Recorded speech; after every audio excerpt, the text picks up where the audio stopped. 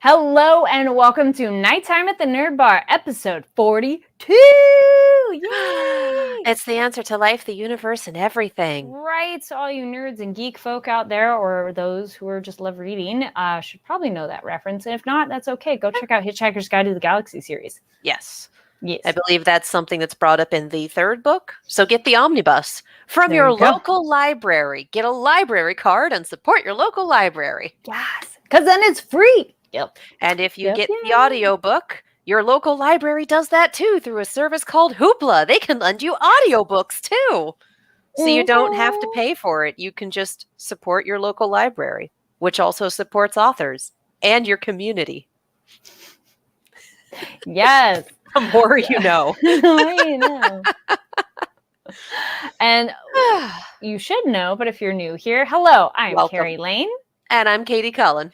Yes, and we're coming to you live on a Monday evening, so we got some fun, funky Monday energy, but you know, it's always a fun time here.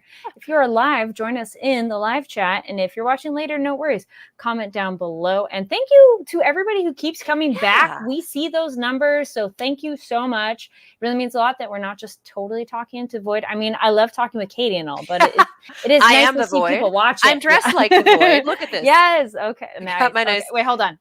Yeah, there you go. Yes. There we go. I got my nice Black Milk Galaxy dress. Yes. So here we go. Not sponsored, but yeah. Just Black Milk, unless you want to reach out, though. Hey, it's like you always have these really wild. Yeah, most of them are Black Milk. This is how I live my life. It's a hot girl spandex summer. Nice. I got a little Wolfie. Yeah, mine's thrift store chic of Wolfie shirt that was cut. I was like, thrift store chic is good. It's hot. It's so hot. Oh my gosh. I hope. Please be safe, everybody out there.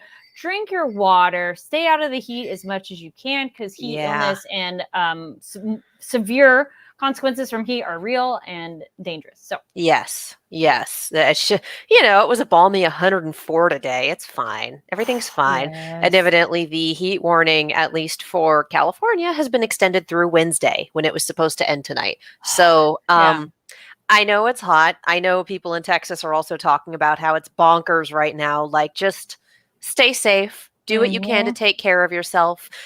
Put towels in the freezer and then lay them on the floor for your pets. If you have a furry pet, if you have a scaly or feathered pet, I'm not honestly sure how that works. So get recommendations from people who know more than I do. Yes. We got our live chat. We got John Knight. Yes, happy Labor Day. So if you had the day off, yay. And if not, thank you for working. And let's get in. We will be talking Overlord, which is maybe a big reason you are here. We're talking episodes 7 and 8. So no spoilers past that. We'll be caught up by next week. And then I'll be on vacation and we'll be off again. Yes. We also have Overwatch, as well as an unboxing. And then we'll give you recommendations of current things we are watching, reading, listening to that you should also check out. So let's get into it. Okay. Yeah. We've just got the one bit of news. Yes. So here we go. Things we're excited about.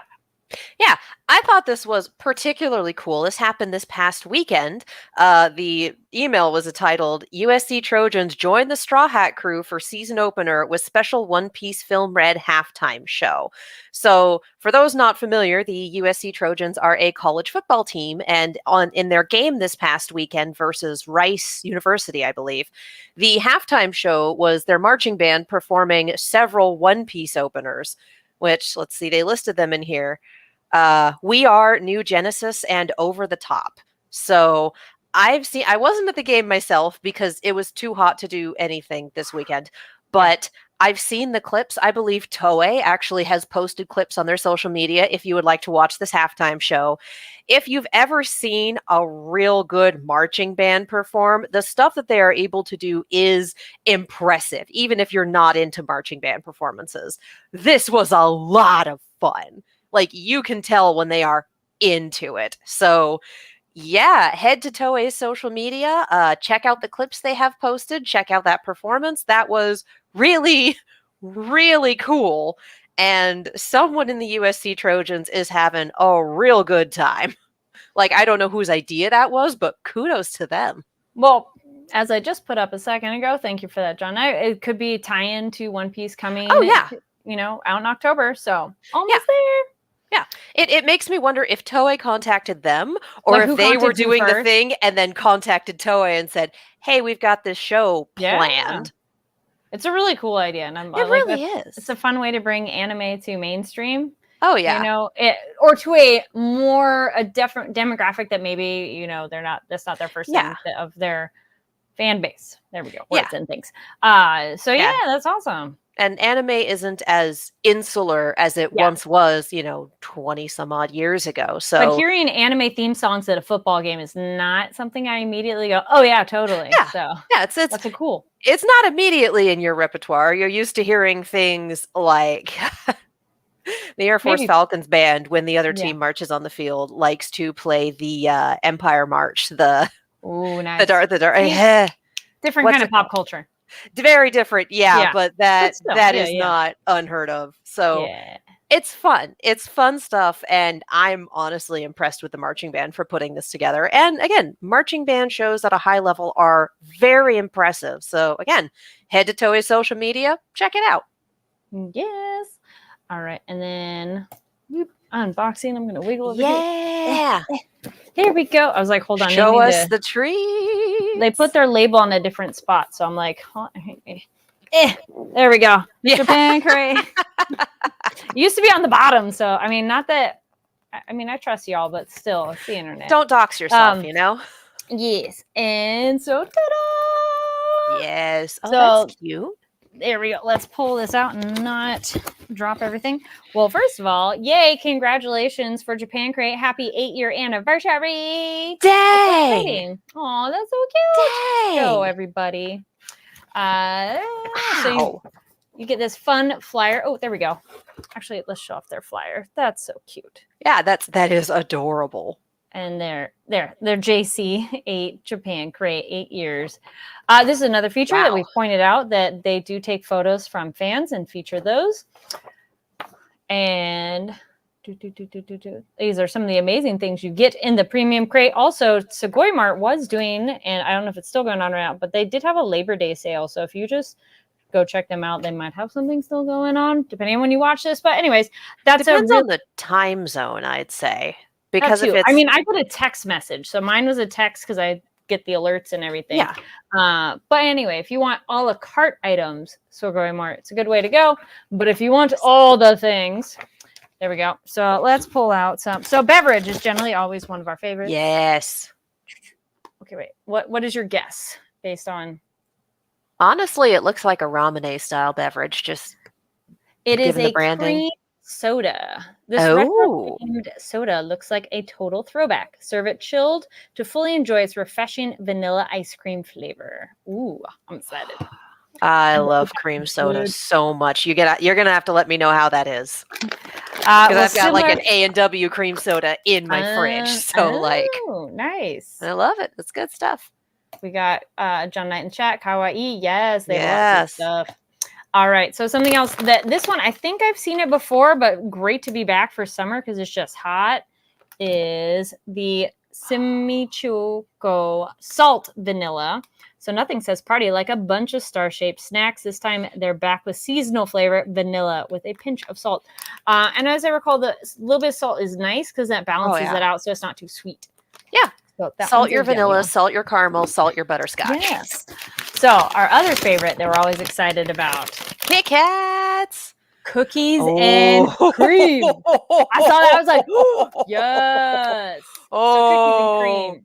Anything cookies and cream gets a yes from us. Yes. These Kit Kats have a crunchy cocoa cookies blend into their creamy white chocolate filling. Plus, they're best served chilled, just like the ice cream. I have done that for some of their candies. Is you put them in the fridge first, which I'm like, such a good idea. Or you put them in the fridge after they melt to reconstitute them. Yes, I'm like, they're been there, done that. We got Giga Derek says rum and cream soda. Ooh, yummy. All right. Also, hello. Yes. Hello. What are some other fun things? Ooh, boy, that is a thought. This is a new one. They've had a different one like this before, but this is a different flavor. Oh, I've had those in chocolate. Those are really good. Yeah.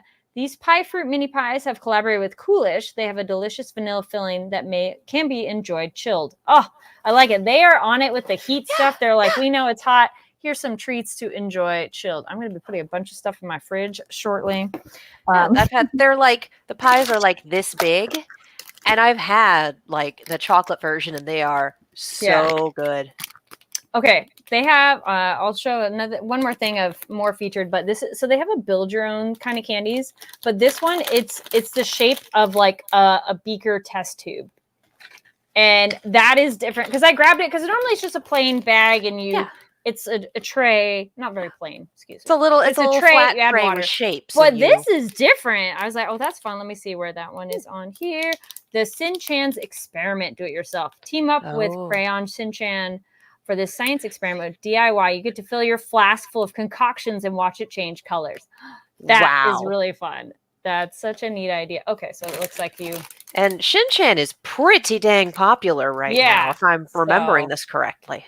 It's a very fun idea. And they have the instructions in here in English. And most of them, too, if they don't have instructions, it's pretty easy if, like, just add water. But yes. Thank you, Japan Crate. And I'll hold this up so you can see a couple more of the little items of yummy goodness. And they have some salty sweet. So, like, these can be more salty ones. So they're not all just pure sugar, but it's a lot of yummy goodness either for yourself or to share. Yes. I'm going to say they always pack it full. Yes, this one. And then I have sometimes trouble to repack it because they pack it so well. So, yes. Thank you, Japan Crate, and happy anniversary. So I'll put happy anniversary. Yay. There we go. Nice. 8 years, though. That is awesome. So cool. I'm trying to remember the first year met them at... Wasn't that like 5 years ago at AX? Yeah, that was a while ago. It was like 5 years, give or take. Congrats.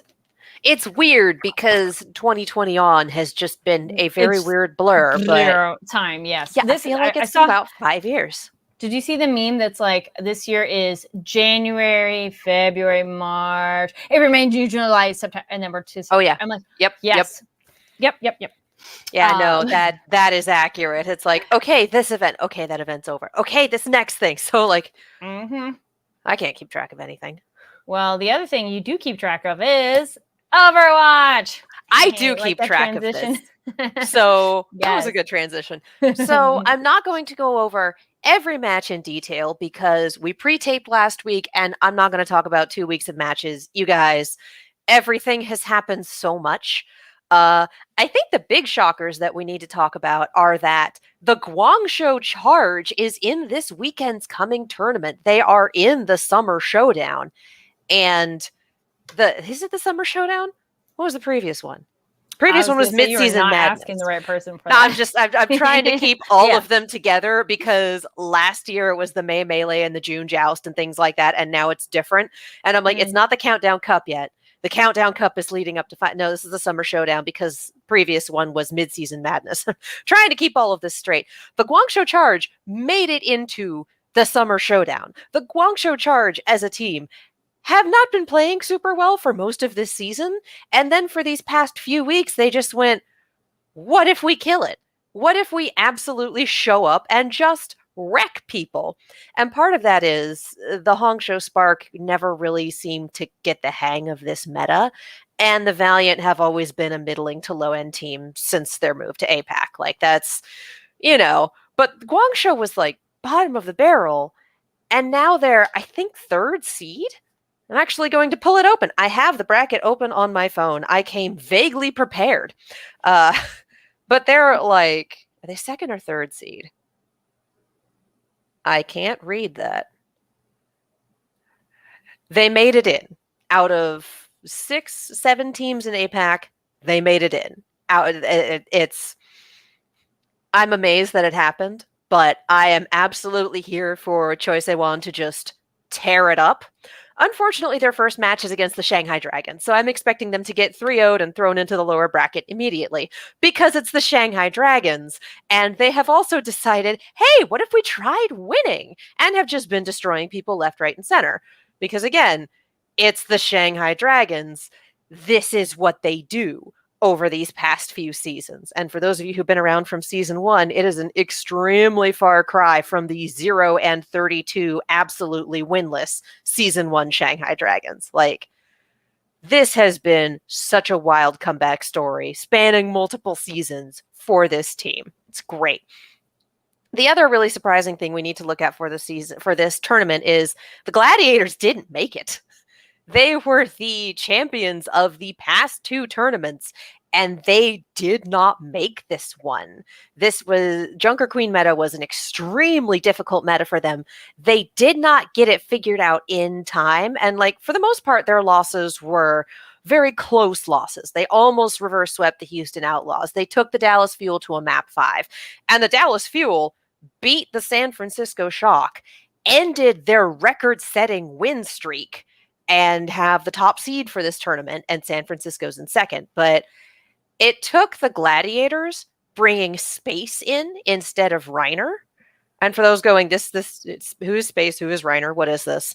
Reiner is a rookie tank who got brought up from contenders this year, known for Reinhardt play, for being very aggressive, very much a main tank player, and very vocal about thinking that this meta wasn't very good.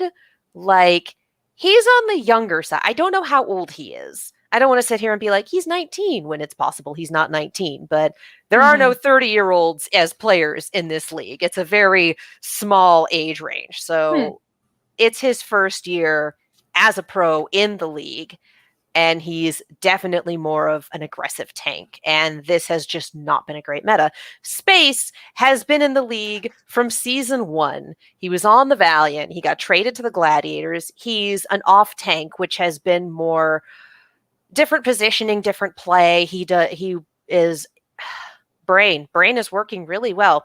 For 6 tank meta, he was more of a diva player, and now he's also very much a Sigma player. And John Knight's absolutely correct. Reiner did name himself after the Attack on Titan character. And he's a Reinhardt main, so it works. But Space is also an extremely chill dude. He is a very calming presence on the team. And there have been interviews talking about this and, talking about him and going, yeah, no, he's just really chill. He's really got his head in the game. He's good at keeping people calm and focused. So when your main tank is for a meta that requires the entire team to be essentially vibing, to be communicating, to have their positioning figured out, to be working very well as a team, if your hothead, inexperienced main tank isn't jiving with this meta, it makes sense to train up your 5-year veteran, super chill off tank. Can he pick up Junker Queen? Great, let's go. So the Gladiators, with Space in as their tank, did win their last 2 matches. Unfortunately, you need 3 wins essentially to qualify, and beyond that, it's math. And in order for them to get in, the London Spitfire needed to win less than 2 maps on Sunday. And not only did they win 2 maps, they won 3, and they took it over, it wasn't Florida. It might have been Washington. Oh, I don't remember. Point being, it was over Toronto.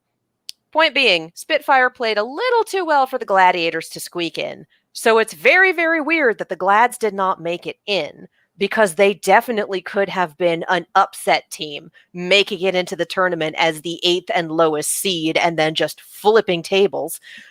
But the flip side of it is, we have a bunch of teams in this tournament that we don't normally get to see in tournament play. Because we've got Dallas, we've got San Francisco. We see them all the time. They're very good. Houston made it in as the 3rd seed, which is buck wild to me, because I'm used to Houston squeaking in at like 6th or 7th and being like, we're here, we're going to have a good time, it's going to be weird. Like, they're a good team, and this is a fairly solid meta for them. I'd love to see them take it all. But we also have the Toronto Defiant, the London Spitfire, the Vancouver Titans are in. The Vancouver Titans, who were the 2nd to worst team in the league 4 weeks ago, got themselves 4 wins and got themselves into this tournament, not as the 8th seed either. So I'm really looking forward to seeing this tournament play, just because it's all going to be nuts. And as a reminder, play does start on Thursday of this week, not Friday, and it starts an hour earlier. So if you're watching Pacific, instead of the pre-show starting at 11:30 and then the matches start at noon, the pre-show starts at 10:30 and the matches start at 11. That is because the tournament is being held in Toronto on land. The NA side of it is going to be in Toronto. So it's kind of a big deal that Toronto finally qualifies for a tournament and it's the one they're hosting. That's not always a guarantee in League.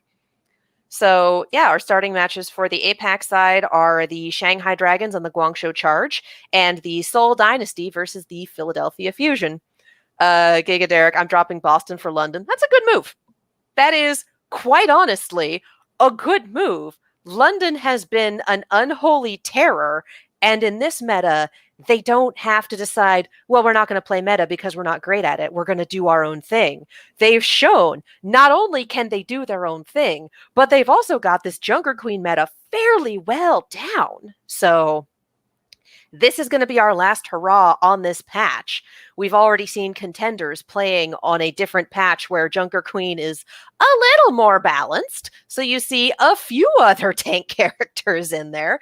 So this is going to be our last OP Junker Queen meta. And, you know, let's go nuts. Let's see how this tournament goes down.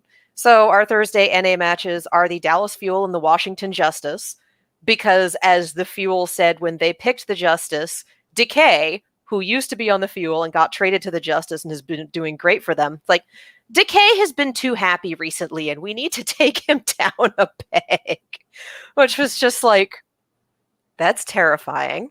Thanks, Dallas. One fear. You've been holding this grudge for 3 years.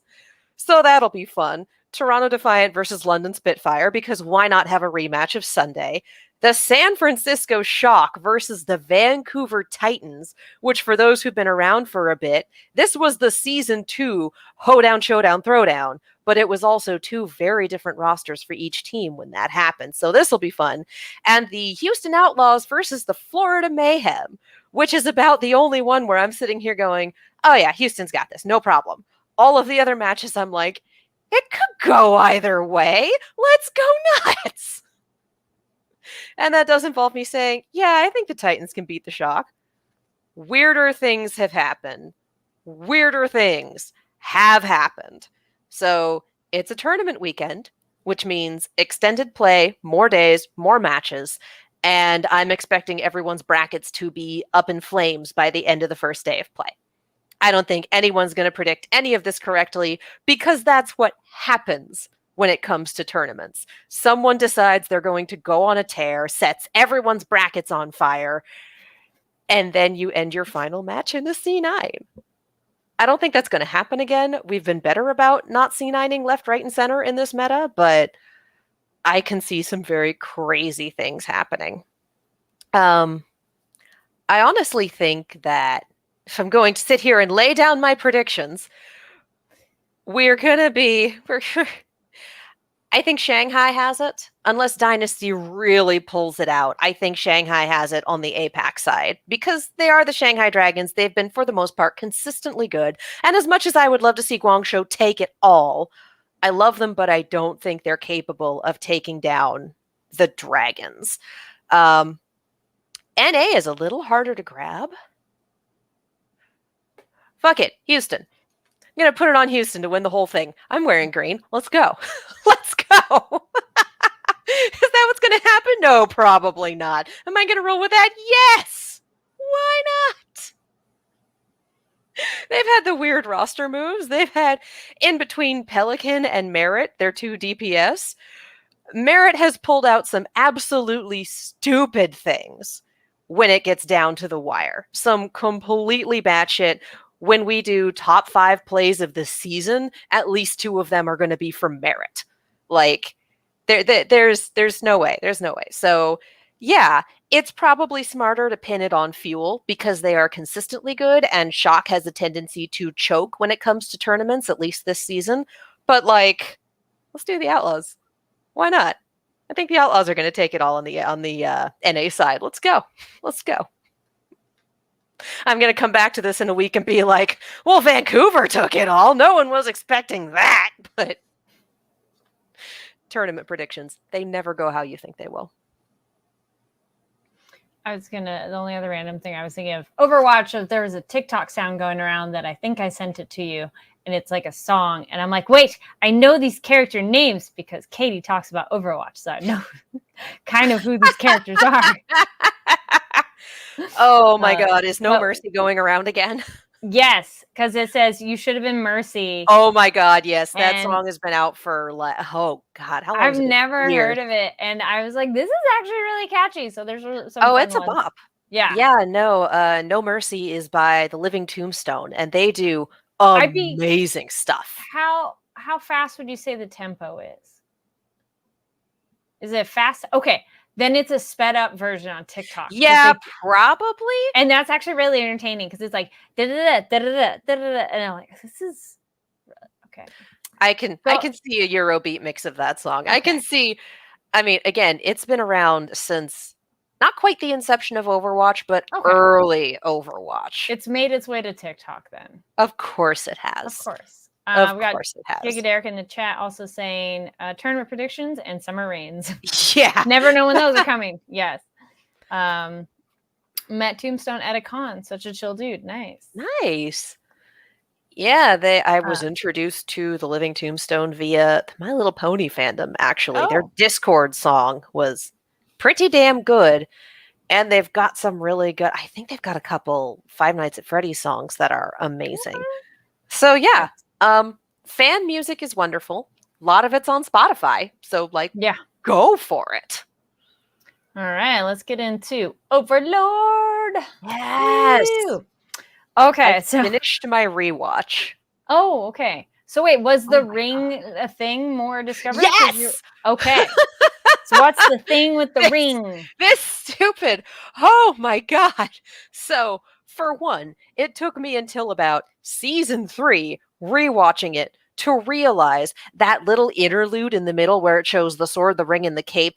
That's Gazef. That's Gazef in his war mode, because we see him dressed like that at the tail end of season 3 during the war between the kingdom and the empire. So I didn't catch it because it's not how he normally dresses, but that quick 1, 2, 3 is a sword, is his sword, the ring he was given, and then a back shot of him and his formal armor and the cape. So yeah, for one, it's kind of sad how long it took me to figure that out. But also, I did a rewatch for a reason. Mm-hmm. The scene that I was talking about that was I know they talk about this stuff. I know there's a bit where they cut back to the Theocracy and they talk about first episode of season 2. So I finished my season 1 rewatch and I'm like, all right, let's roll over into season 2. This is the scene I was talking about. So rewatched that, went back and rewatched it today to take more notes. So 600 years ago, the 6 great gods, whoever they are, showed up, brought toys, etc. with them. We're probably players, yeah. Yeah. Because one of the things we see is, and the 2 characters we meet in this scene are the godkin that are talked about during Pope Talks. So I know they're bishops. I'm calling it Pope Talks. We did. We met them in this one random scene. Because one of them is playing with a Rubik's Cube. And the other one's talking to her about it. And that's where we get 600 years ago, the 6 great gods brought them with them. And I'm just like, what? The second half of that scene is an older adventurer talking to a dragon. And them going back and forth and talking about, oh, you gave away the ring. The ring allows capabilities beyond what mankind is capable of. Who did you give it to? Well, she gave it to Gazef. She's retired. She's passed things on to a different protege. And then she makes a comment about, I think I remember that. Yeah, the dragon you used to go adventuring with me. And he's like, yeah, I've been apologizing for that for 200 years. And he looks over at a suit of armor. We have a flashback of him versus Shaltir in that armor. That same armor shows up in the theme for season 4. It's that armor at the end. I was wondering who that might be. It's the exact same thing. The armor, those rotating weapons, it's all shown there.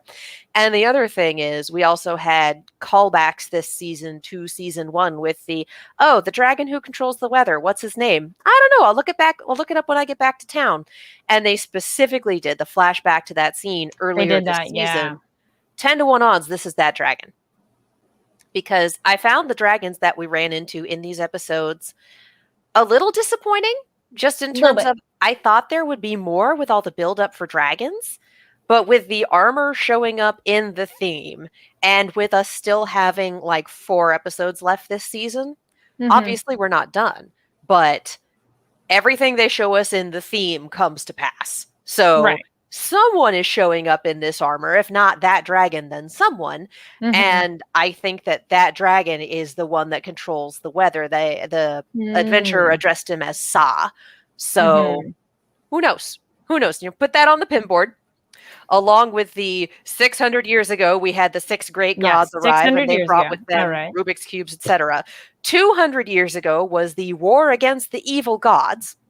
And Pope Talks definitely had commentary about, okay, yeah, but, has it been 200 years? Are we due for this? Well, if the legends are true, but 100 years ago, something else happened.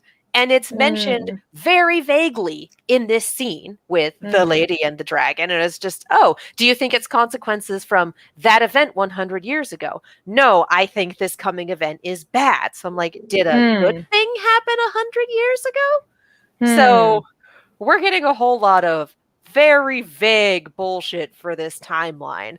And I still haven't figured out how the 13 great heroes, or whatever it is that they call them, fits into all of this, where they came from, what they are, when they showed up. I mean, it sounds like it was a long time ago, but I guess 600 years ago, we also had 6 great gods. So on the one hand, like, things are starting to fall into place after this whole big rewatch, because it also helped me with, oh, who is our, okay, Miss Cygnus, Miss, you are a problem. But then knowing why she's acting the way she does around them, we had commentary at the end of season 2. Oh, what happened? Oh, well, I handed her over to this person, and this person's children ate her from the inside out, and then we healed her. Like, that's creepy. And then watching season 3, it's like, oh, it's the cockroach king and all of his family. Oh God, she got eaten from the inside by cockroaches. Oh no. So this show is very good at setup and payoff, even for very minor things. So yeah, the rewatch has been very helpful, but also, how does this timeline work? We just don't know. I feel that's a good assessment. Yes. And again, no spoilers. I'm sure there's been more information in the light novel, but please no. Episode 7, I agree that Dragons was a bit like, oh, but I liked Hegemal. I thought he was very amusing. And it was fun having I didn't mind having one dragon that was like unexpectedly more a studious one, a nerd. He doesn't want to fight, and he's like, all right, no, it's cool. I recognize power. I don't want to die. Yeah. I like the communal aspect of family. They're all my moms, which is something that's fair. That totally makes sense of, like raised by the community, essentially. Oh, no, that was a lie. No, but like the idea of, one birthed you, one raised you, and did that. And I'm like, yeah. That was the excuse to say, like, I'm with you. I think that's fun. But that was also very much the excuse to keep him from killing any of them. Yeah, it's one of those, I feel it's both. Because they did reply a little too fast of I am, that I'm like, nobody wanted to die.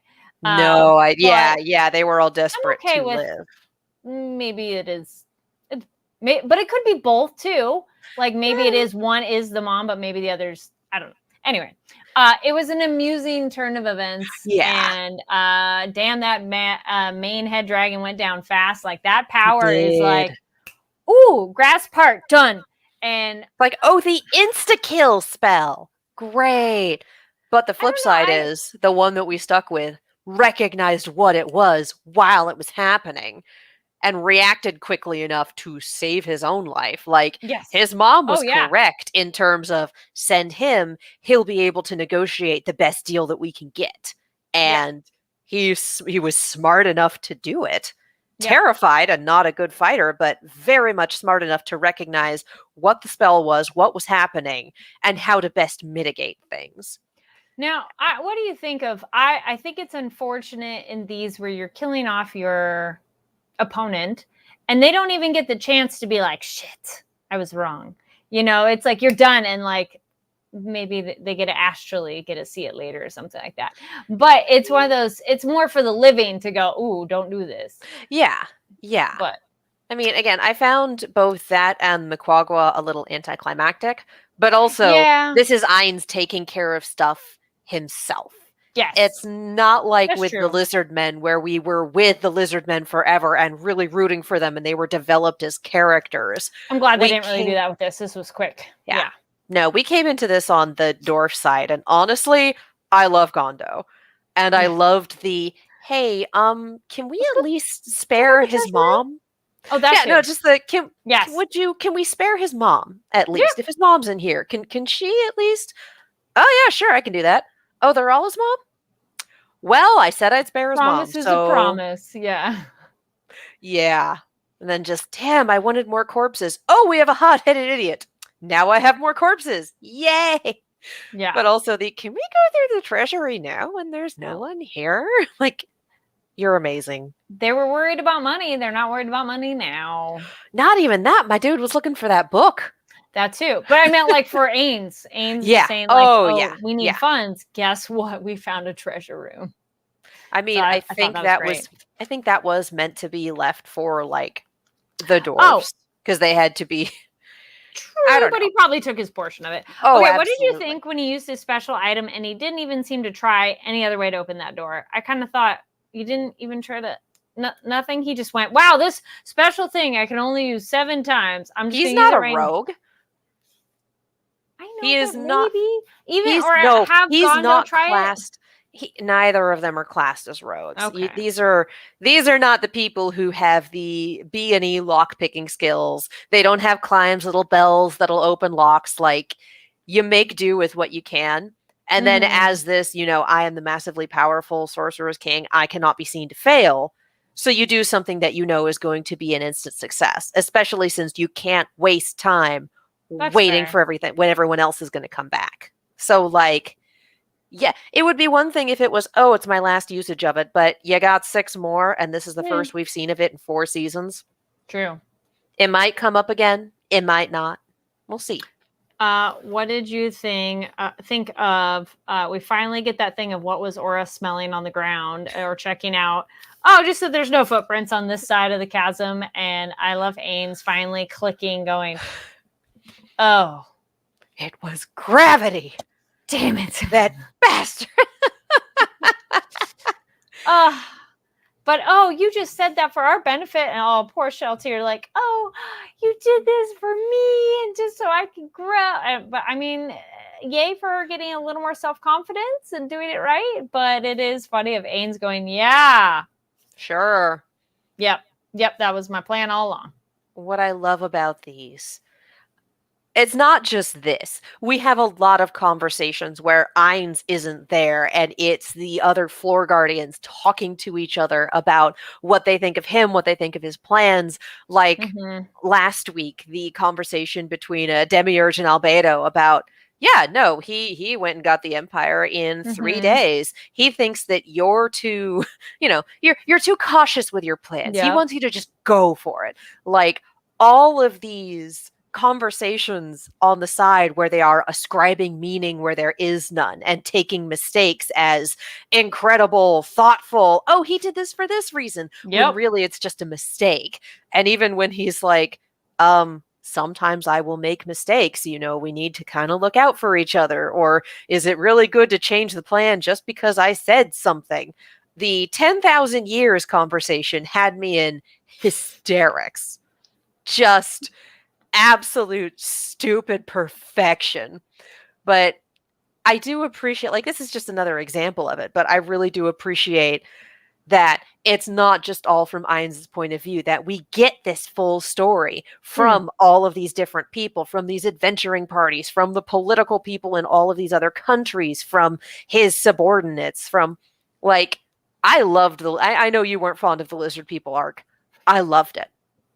I loved it for the insight that it gave for like the territories he's trying to conquer, the people he's trying to work with. Like, I really enjoy stuff like that. I love that we're getting. I just don't like Ainz seeming to continue to nonchalantly kill people. And I'm like, because that felt so soon after I know he says, I don't really feel a thing about it, but it's still felt like unplanned that you're like, why are you going to kill these people for like no reason?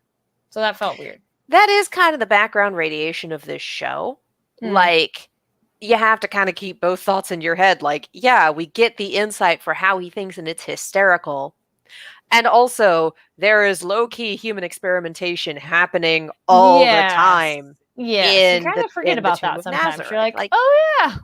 Yeah, sometimes, again, benefits of the rewatches. Oh, this happened. Or oh, this killing happened. the dragon oh, just to have their parts. Be like, you're standing right before me, but I could break you down for scrap. It's like, whoa. Yeah. No, dragon parts are super valuable. We should totally use them.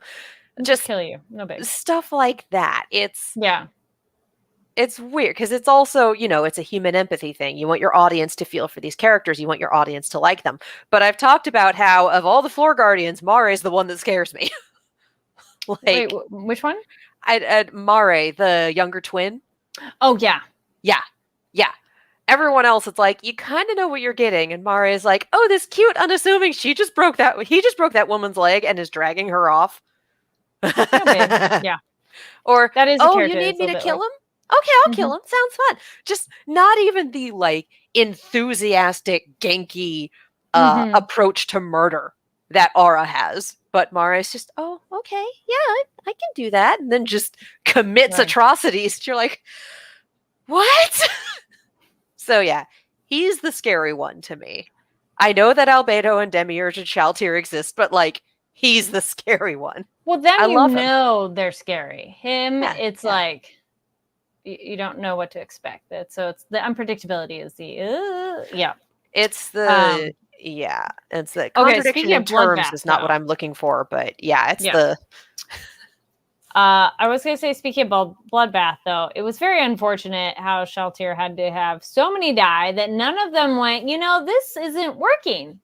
Maybe watching all of them go and literally be a pile of bodies is a sign that your plan's not working. And you should go, we should change tactics. I just thought it was so like, these poor creatures of just like, we're just going to run to our deaths. And I mean, even their leader kind of went, well, I guess I will call out the people that suck and then we'll be left with the better ones. Yeah. Like, I think because even then he was like, you realize there's 60,000 of us. It makes it kind of hard to acquiesce to your demands. He didn't approach it from a place of arrogance. It was, sheer numbers. There's 2 of you and this many of us. Like, it's kind of hard for me to just surrender with only that information. Yes, that makes sense at the start. But once that literal pile of bodies is going up, I think I would have said, I think he understood that at that point. Yeah. Yep.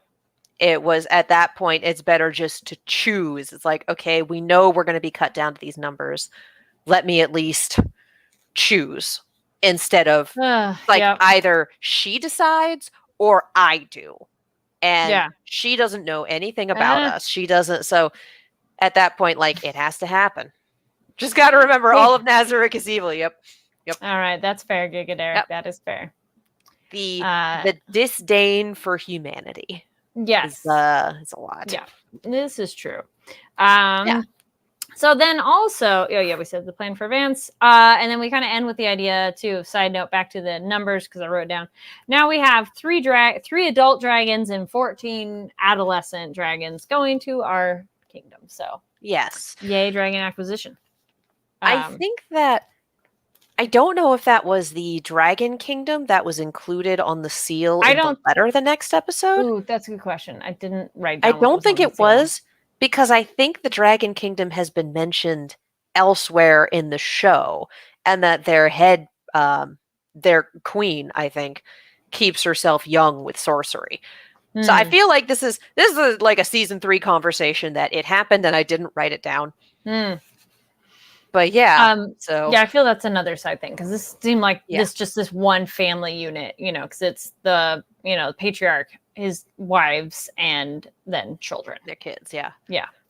Episode 8, Riesi's kingdom. We got the brother or sister talking about theocracy. Should they be a vassal state or not? And how supply think the here, kingdom. I think we skipped some stuff here. Because I know there's a movie, and I saw people talking about, oh yeah, the movie's probably going to cover these chapters. I think this might be where the movie slots in, because this talked about events that we haven't seen. Yeah, it kind of skipped ahead. Anime does do that a lot. That I'm like, all right, cool. So what did I miss? But I had a question for you in rewatching, and then episode 8 it didn't seem to be available in dubbed yet, so I was curious what they put for English. And then this one, you can kind of answer the question if you do read it, because it's not spoiled, but clarification. It's constantly referred to as the theocracy, but I didn't think they would be helping the theocracy, the Sorcerer Kingdom. But then they also wrote down, it's also the Robo Holy Kingdom, which it's like, because in the subtitles they're saying the theocracy every time, but I didn't think theocracy and Sorcerer Kingdom were working together. So I think that's another royal holy kingdom. Possibly. I know at one point in the rewatch they went over like, here's the most local kingdoms, and then on the outskirts we have this, and this. I don't remember. That is not a thing I wrote down, and I don't remember where in the thing it is to go spelunking to find it. Because it's one of those, is this just a bad translation or what? I don't know. I've been watching it all subbed. From what I could tell, the bit that we missed was that there was a strategy where Yabaldov, who is, as we remember, Demiurge's kind of assumed character, the person he cosplays as when he wants to publicly cause mischief, showed up in the Holy Empire. Was it in the Holy Empire? Was it in the Empire? Or I guess it was in the theocracy area, because the idea is the theocracy went to for help to the Riesi's kingdom. They didn't, so then they did go to the Sorcerer Kingdom for help.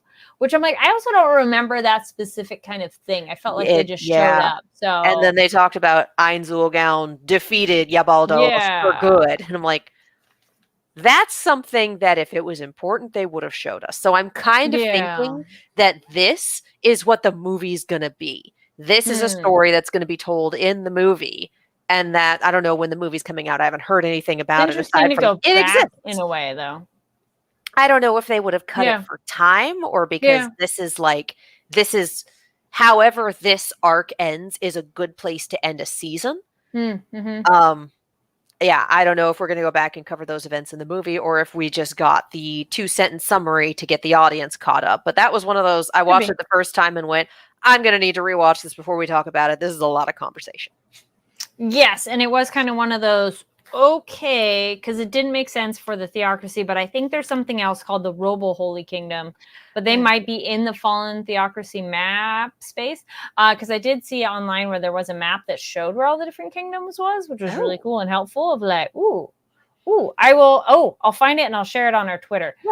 Because it was helpful to visually see like where everybody because it is very broad, like abstract, until you're like, what am I looking at? But I don't know. We'll see. What do we think about our whiny barons? I miss Marquis de Raven, and I get why he's not back, because again, rewatching season 3 and going, oh, he's super traumatized. Like, he peaced out. He's like, bye. He probably would have been one of the best people to negotiate this, but I can also see why he'd be like, no, actually, these people who were really close to me and under my care all died to be distractions to save me from the rampaging monster goat. So I'm outie. I will see you maybe never. Bye-bye. So that's a loss of a very important piece. But again, we have, I forgot her name. Our princess. What's her name? It'll come back to me after we're done filming. Yeah. She's been working with Ein since season 2. Yes. And we saw earlier this season that one of Demiurge's shadow demons is chilling in her shadow, which is why he gets live updates. Again, rewatching season 2 and going, how did they know? And then going, so we know about that alliance. That's a good refresher. Yeah. we don't know how that alliance started, but we do know it was a result of Sebas's work in the kingdom getting Yeah. information. Renner, Princess Renner. There we go. And it also works too yeah. because after we saw her talk with Albedo, she fits in with them real well. Oh yeah. Oh yeah. She's So. she's in it to win it. She wants her Giga stuff Derek done. has a good explanation for her name, Princess Lunatic. Yes. I love her in that one fear sort of fashion, you know? She's fun to watch because she's fixated on somebody else. Yes, because It's I bad do for her. like her, and I like. I want to see more of like her with Albedo because that scene was so like Albedo going, oh, so you got that you got something in there, and I was like, Yeah, ooh, yeah. I do want to see more of that explored. Yeah, So, and she was given a physical reward. Yes. From the Sorcerer Kingdom. So like, what is it? What are you going to do with that? Etc. Mhm. And we know that she wants to ferment a civil war because it will make the kingdom easier for them to take over. Yes. So, and I was actually talking about this with Megan, and she talked about how watching these nobles go now, like after seeing Ainz's power and knowing that he's allied with the Empire, like that's a priority change for a lot of people. Like Prince Zenek went from, oh, how do I best take the throne from my older brother to how do we not die? Like, I'm going to take the throne eventually. Barbaro is not coming back, but like, how do we not die? And God, just those idiots.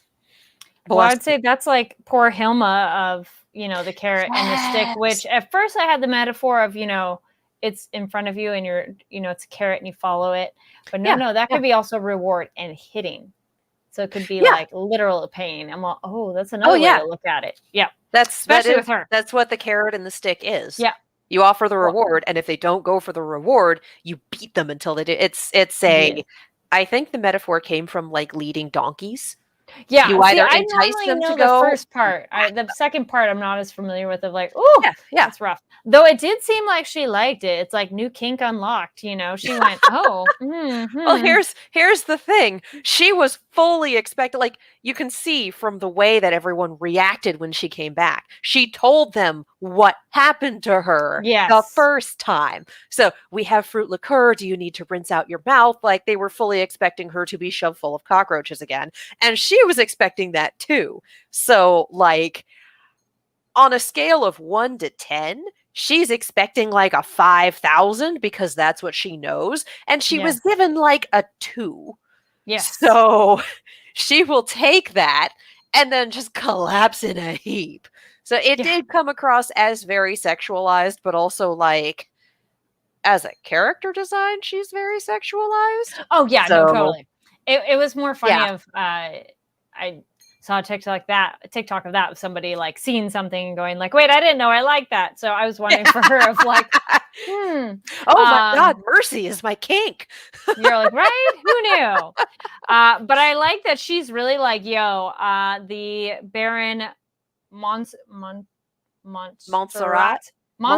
Philip is like, she's all, no, I had nothing to do with that. That is totally him. And I mean, they sexified too when he's like, let me get the information out of her because they got that booty shot. But I appreciated that she's like, really like, no, I'm not lying to you. I am totally on board with you all and supporting you. This guy stole and we need to figure this out. So, yeah. So just like, so you go do some homework and figure out some plans. And that's going to be your punishment, is that you have to do this homework and send it to Albedo. Yeah. But also like Ain's doing the, he's worked in a business setting. He kind of gets how the chain of command goes, though he's never been at this end of it before. So the whole like, well, okay, if you're saying that the buck stops with the supervisor, then at the end of it, it stops with me. Are you saying it's my fault? It's like, supervisors should be taking responsibility for their subordinates' mistakes in a way that supports their subordinates, not in a way that punishes the supervisor. Like there's a give and take here. Yeah. So, and I'd say the last exciting bit too is the king's going to offer his life. What? What an idiot! Don't say that. That's like telling if someone knows your secret and you say the secret out loud, but they don't really know. So you should keep your mouth shut. Let's be real. Poor guy. He witnessed the war, and then Gazef died. And let's be real, he leaned on Gazef a lot. A lot. Yep. So I'm Yep. pretty sure the king is just ready to shuffle off this mortal coil. Yes. And this is the way to do it. And it sounds a little heartless, but honestly, I think Zanuck had the right of it in terms of, we already know that this guy did it. If he'd been charmed to do it, I know that not all spells are the same across everything, but D&D rules, charm person, once the spell wears off, the person who has been charmed knows that they've been charmed. It's a consequence. And there's, of course, it's not the same spell. It's, yeah. You can't apply the rules from one thing to another. But if that is the case here, and it seems like it would be the case, if he'd been charmed, then they would have silenced him so he couldn't say that he'd been charmed. He couldn't use that as a defense. So it doesn't make sense for him to have been charmed and then still be out there. But we do know he did it. And also, we're talking about a guy who killed 150,000 people with one spell. I think axing one person, innocent or not, is a good way to maybe have him not do that again. So, on the one hand, it's sacrificing a potentially innocent person's life. We on this side of the fourth wall know that he's not innocent, that he's just a dipshit. But on the other hand, in a game of checks and balances and trying to prevent the worst from happening,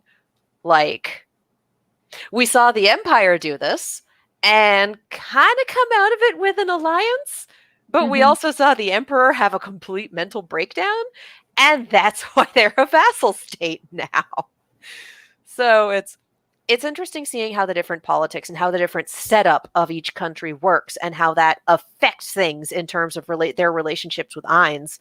It's also very interesting to see all of these different viewpoints and going, what if we do this? What if we do that? And doing the calculations and going, it's heartless, but Zanuck is right. If it's one person's life after they did do the deed to try and prevent 150,000 people from straight up dying, and that's from one spell, you know what the power scale is, you know you're not going to win, so you do what you can to avoid a conflict. Yeah. So I'm thinking all these nobles at the table weren't there. Didn't see. Don't really get it. No. So we'll see where it goes. I'm excited for the next episode of What? Oh yeah. And then we'll be finally catching up. Yes. If you kill me, will it make you happy? You're an idiot. Yeah. But they don't know. They weren't there. I don't think this king is making good decisions. No, I really think he's ready to be just super done with life. And I do think we're going to continue to see the loss of Gazef really factor into things. Because again, they made a point of it in the theme. But also Gazef was very much, I don't want to be revived. Don't send my body back. Don't revive me. I want to be done once we're done with this duel. If I don't win, don't bring me back. And Ainz went, so I'm going to make it so you can't be brought back. Per your request. His wishes, yeah. Yeah. And also went, well, I do want your sword. But you said it has to go back to the kingdom if you die. So I'll honor that too. So, we are going to see the shadow of Gazef over much of what happens in Riesta's kingdom. Things would be different if he were still there to affect things. Also, he provides good advice, too, and counsel. Well, he's gone now. And I think with that went the last of the kings resolve. Probably. Yeah. It's like, oh. Yep. But anyway, tragic, we'll see what happens next time. Yep. Yeah, looking forward to next episode. Yes. All right. And then our last little bit here is stuff you should check out. So these are things we are watching, reading, what have you that you should check out. I was going to say, speaking of from your local library, I'm like, there we go. I had a long drive, and so I did Neil Gaiman's Anansi Boys. I'm almost to the end. I didn't finish it, my full drive, but really highly recommend if you like audiobooks. This is so well read. It's very engaging and entertaining. And like, if you want, that's the problems I find with some audiobooks is like, they just take too long to get going, or they're just not that interesting enough. But this one, like right away, is super interesting. The storytelling of it is super enjoyable, and Neil Gaiman, very easy to listen to story wise.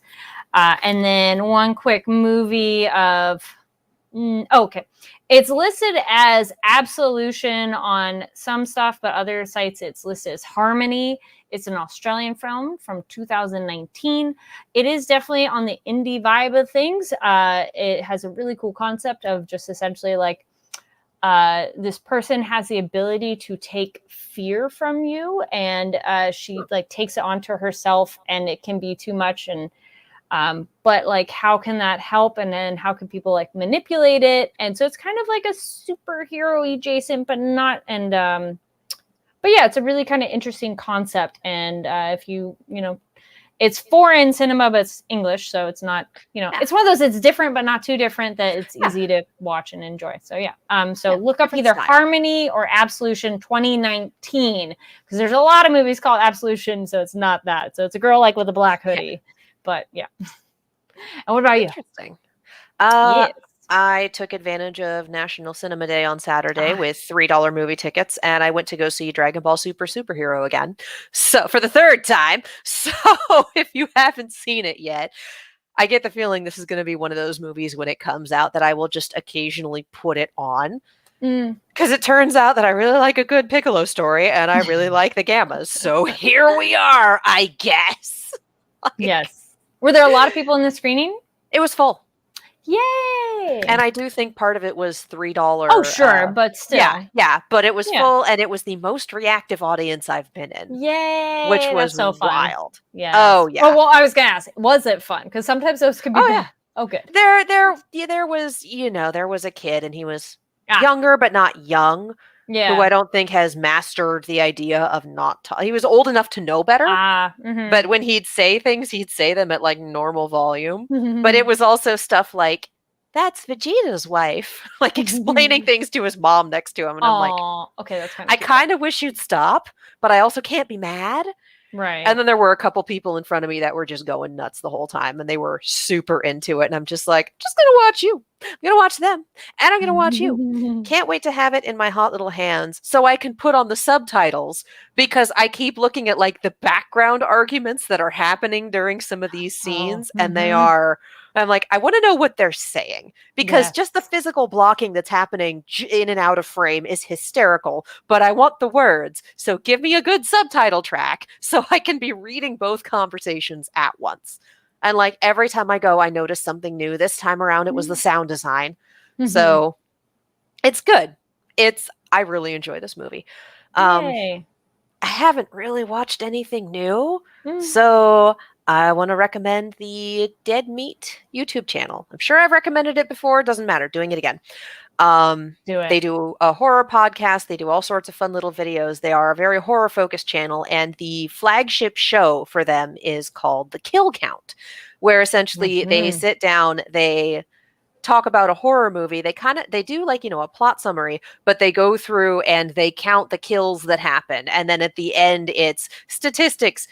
There's a gender breakdown. There's best kill. There's lowest effort kill. There's all sorts of fun stuff. And then for the newer ones over the past couple of years, because they've been doing this channel for like, I want to say at least 5 years, probably longer. The newer ones over the past few years, he started putting in research. So it's not just plot summary, kill, kill, kill. It's, yes, there's jokes and there's kill graphics, but there's also, here's the behind the scenes. Here's how they made this happen. Here's an interview with the person who did the prosthetics. Here's an interview with the actor.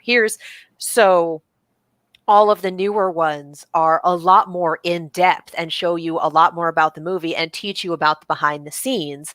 And so to that end, he has also started redoing some of his videos, because like he covered a lot of the big franchises. He covered the Nightmares and the Friday the 13th and Chucky and Scream. He did a lot of big ones early on in the channel. So they're not bad videos, but they're not up to the standard of the current videos. So he's also doing recounts where he goes back, he looks at it again, does a rewrite of the script, and puts in a lot more of that behind the scenes information and interviews. So he did that with the Friday the 13th movies, and he's currently doing that with the Chucky movies, leading up to the release of season 2 of Chucky next month. So if you're a big fan of the Child's Play series, it's a really good time to hop on, start watching the recounts, watch the other kill counts he did for the older ones.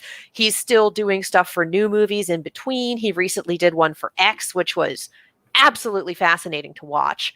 So, again, the channel is Dead Meat, and it's a lot of fun. If you don't like horror, you might not like all of it. He covered the Wrong Turn franchise, and I had a lot of trouble watching that, just me as a person. Fair. Mm-hmm. Yeah, because Wrong Turn is like cannibals and stuff. Yeah. And they did some things where I was like, oh, okay, I can listen to this kill count, but I can't watch it. Yeah. But yeah, he's really, really good. As someone who cannot often work through a lot of horror movies myself, I'll enjoy watching kill counts for stuff that I know I'm never going to watch otherwise, just because of how it's presented and because it's not as abjectly terrifying as watching the movie itself. True. So for me, it's a good substitution, but for a horror fan, it's a really good add-on. You've already seen this movie, now watch the kill count and see all the behind-the-scenes stuff. And if you're not into horror, he did all the Jurassic Park movies too, and those are fun. Those could be funny with kill count. Oh God, they're so good. And Nice. it runs the gamut between the first couple are in his older style and the latest ones are in the newer style. So you can really see how the channel's changed. But yeah, Dead Meat on YouTube. Highly recommend it. Yay. Also to recommend, thank you for watching our show here and being here at Nighttime in the Nerd Bar, episode 42. Yay! Make sure to give the video a thumbs up. Don't forget to click that subscribe button. Leave a comment down below on the different topics we've covered. What are you currently watching, reading, comic books, movies, whatever, shows? Let us know. And then also, I was like, wait. There we go. Speaking of, Giga Derek says, I'd like to recommend the band Unleash the Archers. Cool. I have not heard that. So nice. Thank you for recommending. And then here we go, Banders. And recommending, where can they find you online? You can follow me all over the social medias, as well as on YouTube and Twitch at Kiaxet. That is Kiaxet. On the YouTube channel, I've been covering the Ruby Ice Queendom series and also doing reaction videos to just whatever strikes my fancy. So there is that. I am also on the channel Silver Screams. That's Silver Screams on YouTube, Silver_Screams on the social medias. I do it with my roommate, and that is where we talk about and cover horror things. The most recent video is a fairly in-depth talk about Nope. And if you want to see some very genuine reactions to things, we've done the Halloween Ends trailer, and that Halloween trailers always get the good from me. So if that's what you like seeing in your reaction videos, Silver Screams, Halloween, good times. Yes. And there we go. It's backwards, so still, it's like one of those which ways. Yes. You can find me online everywhere at Carrie D Lane, and that's KARIDLANE. TikTok, Instagram, Twitter. On Instagram, you can find it right there on my profile, and then on Twitter, you can find, I reshared it. I got to do an interview with the lead actors for the new Bollywood film Brahmastra, so you should check that out. I talked to, if you know Bollywood at all, but you don't know about the movie, the actors are Ranbir Kapoor and Alia Bhatt, so that's pretty cool and exciting. I was like, so you can go check out my interview for that. That's with Dia TV, but it's you can see my retweet on Twitter again, and then on Instagram, it's right there on my page. That's the newest stuff. And then, just stay tuned for more stuff that we bring you. We appreciate you being here and watching, and we'll be seeing you again next time. All right. Bye. Bye.